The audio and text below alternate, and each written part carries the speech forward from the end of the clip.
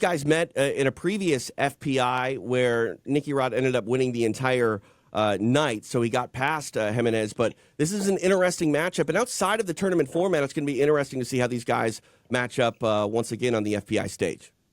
Yeah, and Roberto, really one of the most interesting athletes to watch in the whole sport. Any weight class, any promotion.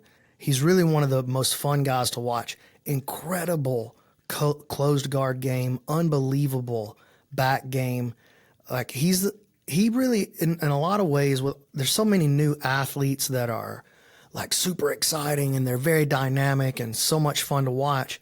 But in a lot of ways, Roberto is like a callback to an old style of jiu-jitsu. Plays the closed guard, plays the positions, plays the back. And yes, he's very exciting and dynamic, and he can and does do a lot of what you might consider the new school jiu-jitsu. But it's his old school adherences that really like put him onto the next level. So just watching him try to take the back from closed guard is like watching poetry. He's unbelievable. So Roberto, he just won double gold in the Worlds. He's very confident. He put some weight on, and he's in a different mood, like he's really like thinking that he's going to beat Nicky Rod now. And there's no better time for him to beat Nicky Rod if it's not now, because he just won the Worlds. He won double gold, dominated everybody, took everybody's back, finished everybody. And he's got a little bit of size on him now. So let's see how he's going to do. You know what's interesting too about this, just about the Nicky Rod story, like we're all so familiar with Nicky Rod. He's had like such incredible success, but he just got his black belt. Like we're just about to start writing the Nicky Rod story. It's true. That's what's crazy to really think about. Like this guy really hasn't been in the sport all that long in the big scheme of things. He's been grappling for a lifetime. But as far as like competitive jiu-jitsu goes, he hasn't been around that long. That's crazy to think about to me. Like this dude just got his black belt.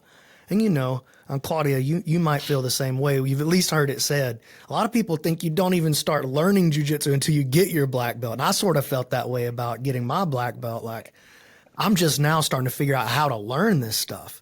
And to think that Nicky Rod is just now approaching that level is crazy to me.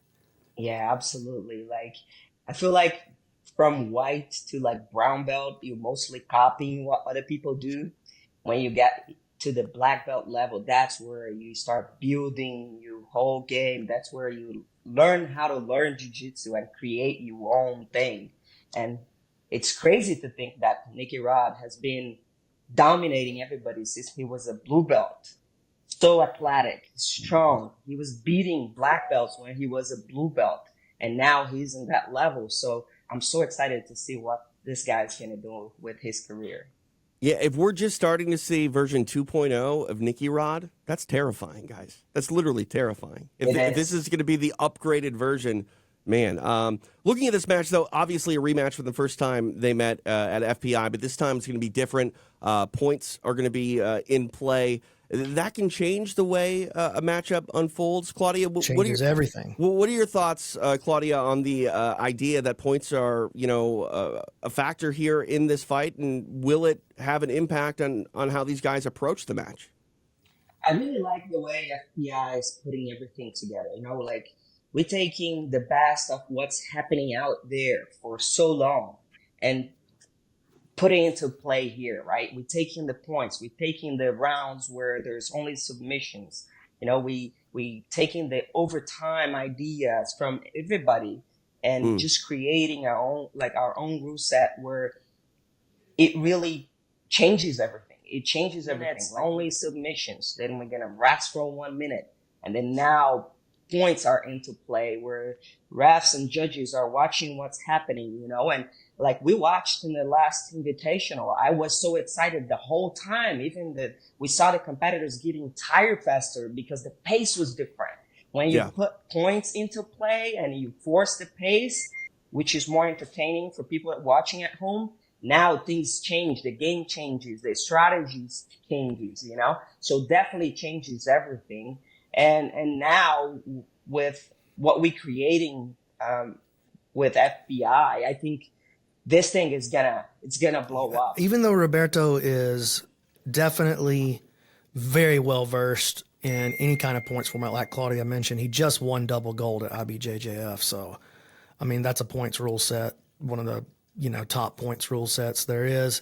He knows how to win in that rule set, and he knows how to win in an absolute at that rule set. However, stylistically, I gotta say it definitely favors Nicky Rod. He's gonna have the advantage when it comes to standing, the takedown game. He's going to have the advantage playing on top position. It's mostly, I think the way that we'll see it play out, is mostly going to be about Nicky Rod staying out of Roberto's danger zones, that closed guard position and getting any kind of back exposure. And Nicky is very good at staying away from back exposure. And he's so explosive in no gi, it's much more slippery. It's hard to grab those positions and hold them in the first place. And now you got a guy who's explosive and as athletic as Nicky Rod. He's going to make sure that Roberto doesn't solidify that back position. But if Roberto can find a way to pull him down into the closed guard, I think that's where he's going to show his best opportunities, because that's a way to slow an athlete down. That's one of the great advantages of the closed guard.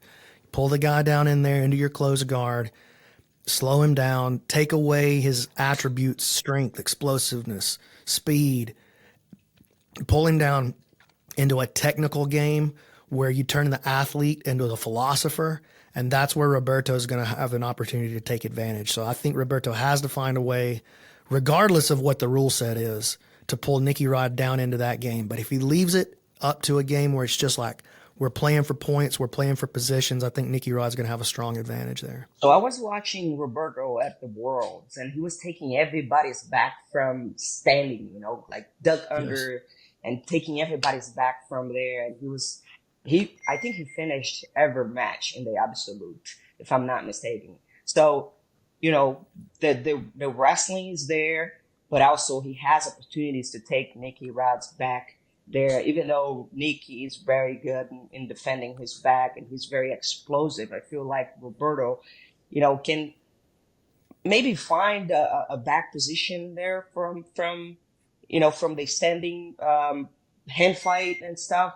But also, like, I think the new rule set will be pushing the pace for those guys not to like wrestle heavy standing. Like, we don't want that. We don't want that wrestling heavy. We don't want that slow pace. So I think it's going to be a fast pace. And I think Roberto is a little faster than Nicky. Nicky is more explosive and is stronger, but Roberto is a little faster. So it's going to be a very interesting match.